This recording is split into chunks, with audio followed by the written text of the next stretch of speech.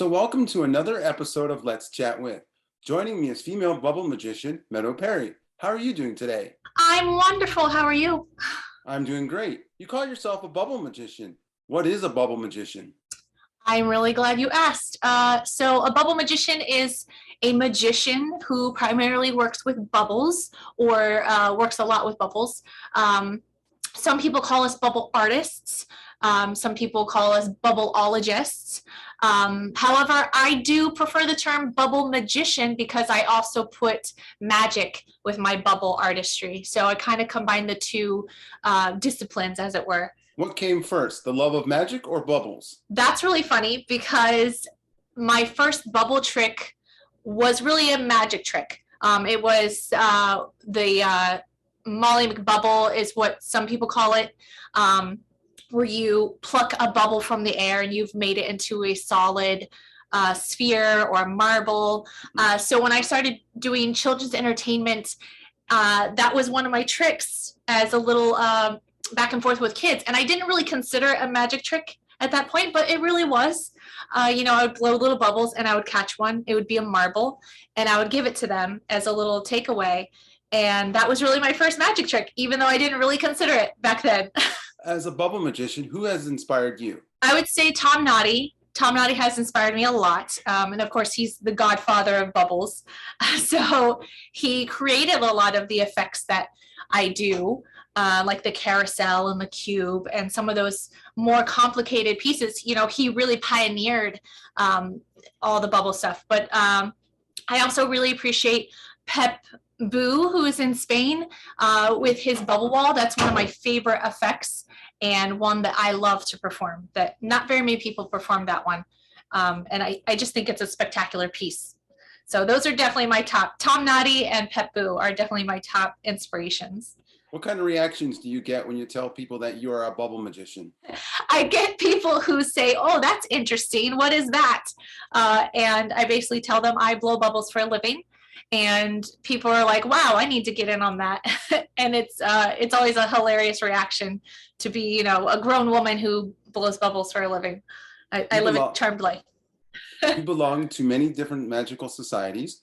What is the Association of International Bubble Artists? So the Association of International Bubble Artists is obviously worldwide. It's a global organization of people who work with bubbles, either in performance or in bubble therapy, which a few of our members do. But there's probably about 100 of us at this point, and we are just kind of bubble aficionados, and we meet once a month on Zoom, and it's a lot of fun to get to bounce ideas off of each other, show each other what we're working on, and it's kind of like a little bubble family.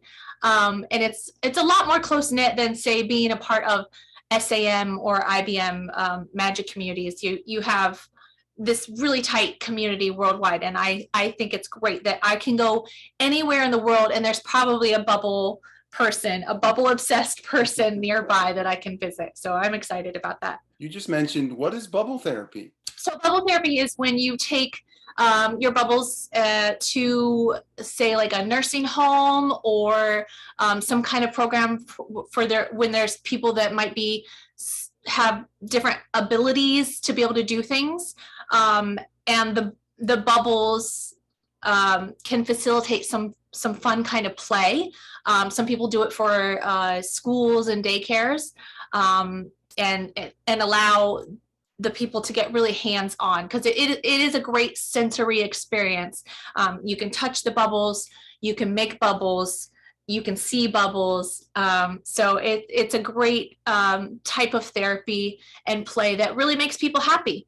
So I think that's a great form of therapy. You were a student of the world-renowned Jeff McBride Magic and Mystery School. Tell us about the school and what was the experience like for you? Oh, gosh. I would say that it's been great to kind of be a part of the Mystery School because there's so many other magicians that are like-minded there that are really focused on storytelling and sort of, it's not all bizarre magic, but not your stereotypical magic usually. There's a lot of people that are very creative.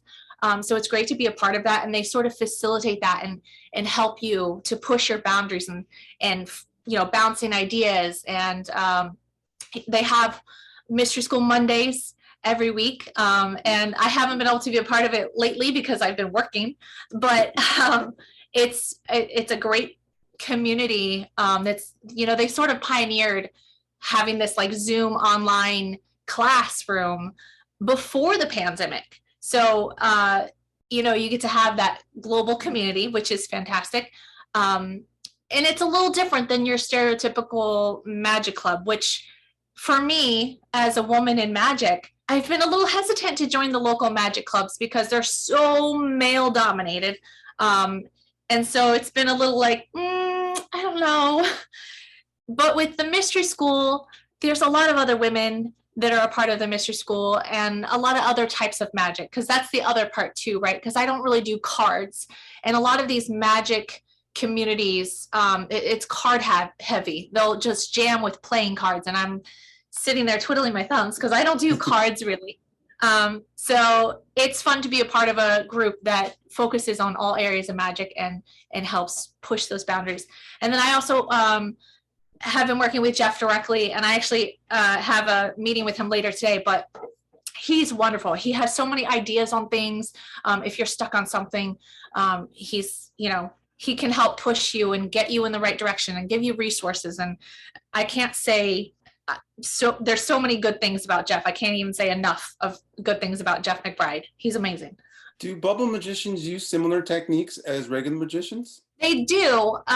There are some types of bubble magic that are more akin to juggling and skill than they are to magic, but it is a type of manipulation. So yeah, there isn't as much misdirection.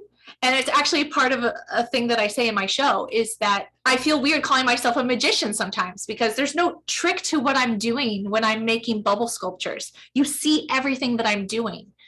And as my friend and mentor Tom Nowdy always says, bubbles are no illusion, they're real magic. So there are some similar principles, especially you're building a routine and you have different types of bubble routines. So I would say yes, they do have similar properties to a magician creating a show. Where do you see bubble magic in the next 5 years? I think it's going to explode. So I'm a part of Bubble U with Carissa Hendricks. I teach bubble artistry and bubble performance. And I really think that bubble shows and bubble artistry is kind of going to go the way of, say, face painting has in the past 10 years. In my area, at least I know, there are tons of face painters, balloon twisters, not as many magicians, but I think bubble shows are going to kind of go in that direction, and there's going to be a lot more bubble artists popping up. Many artists have done Zoom shows over the last year. What's it like performing on Zoom with bubbles? I got really lucky performing on Zoom with bubbles because one of the fun things about bubbles, or challenging things I should say, is that bubbles have to have a very specific environment, and there's a lot of elements that can be out of your control when you go to a theatrical space, and that you have to correct when you get there. There's the humidity, there's the lighting. So I'm very fortunate that in the bubble studio, I get to control everything. And I have mats all over my floor. I have the optimal lighting where it's a dark background, and I have diffused lights up here. When I go to a live theatrical space, that's not always the case. So Zoom has been great. So I also really love that in this Zoom format, I can get up real close with my bubbles and show my audience a real close-up view of what I'm doing. So everybody gets a front seat. And I think that's a really fortunate thing about Zoom. It was really hard trying to figure out all the technology to having a Zoom show. That has been really challenging, but I think during the pandemic, it's been such an experience that now I know how to do all these things. And so I think that's great. When you get to hop into something and just dive right in and learn it, it only benefits you for the future. Mentalist Max Maven gave you high praise for your show. What was that like for you? That was nerve-wracking. I met Max Maven a few years ago at the Circle of Bizarre Magic here in the Northeast, and I totally fangirled because I was still very new into magic, and it was like, hi, Max Maven. So it was great. So when I invited him to my show on Zoom, I didn't think he was going to come. So he did. And I was like, oh no, what have I done? But he's so sweet and he's so great. And I was so happy to have him at my show. And he gave me a really great review that it just was the most Max Maven way of giving a review for a bubble show. So I really enjoyed it and it was great. Can you recall the largest bubble you've ever created for a show? Oh gosh, yes. There was a Ren Fair that I did a few years ago that we were right next to a lake. So we had optimal humidity in the air, really high humidity, a lot of moisture in the air. And I actually went out on a dock. There was like no wind. There was hardly any wind. And I created a bubble that was probably 25, 30 feet long. It was so huge. And I have a picture of it. I'll send it to you later. But it was pretty amazing. And I was fortunate that there was a photographer there that could capture it. That was probably the longest I've done. There was another bubble that I did at another Ren Fair that was at the Philadelphia Ren Fair. And it was a really tall bubble, probably about 15, 20 feet. So they can get pretty massive. It gets a little tricky to get them that big. It depends on your bubble recipe, but it also your biggest ingredient is your environment and the weather conditions. So it just so happens sometimes the conditions are just right. And that makes me really happy when that happens. You don't just go by the name of Meadow Perry, but you go by the name of Meadowlark the Fairy. Who is Meadowlark the Fairy and how did the character come about? Well, Meadowlark the Fairy is a character that I created for the Renaissance Fair and for children's parties because I used to do princess performing. I'm a musical theater gal. I went to school for musical theater. And so, getting to rehearsals was really hard. So I started doing princess entertainment, let it go. And, along the way, Elsa gets the credit at the end of the day. And I was wanting a little bit more. So I created Meadowlark the Fairy. And she was this fairy character because she's kind of princess adjacent. So, and I decided I wanted to start doing magic. So I created Meadowlark and a bunch of my friends were like, wow, this character that you made belongs at the Ren Fair.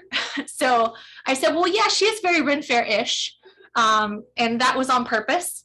And so I auditioned for the Ren Fair and said, hey, can I bring this bubble thing? And I started doing the big bubbles there as Meadowlark the Fairy, and it became a huge hit. So she really gave birth to me as a magician and kind of gave the opportunity to work in sort of a sandbox and play with magic and discover the things that I liked and wanted to add to my show. And now Meadowlark is she's put away in a box. She's kind of a memory now. And now it's just Meadow Perry. She used to be this character because I wasn't comfortable being myself on stage. And so she was this character that I sort of hid behind. And, along the way, I've become more comfortable. So now I'm comfortable being Meadow Perry on stage.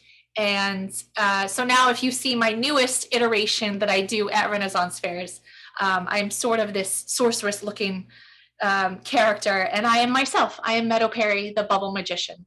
So I certainly will bring Meadowlark the Fairy out if people request her, but now it's mostly just Meadow Perry. You said you were a theater actress training thing. So how does that prepare you for doing the bubble acting and all, bubble magician and all that stuff?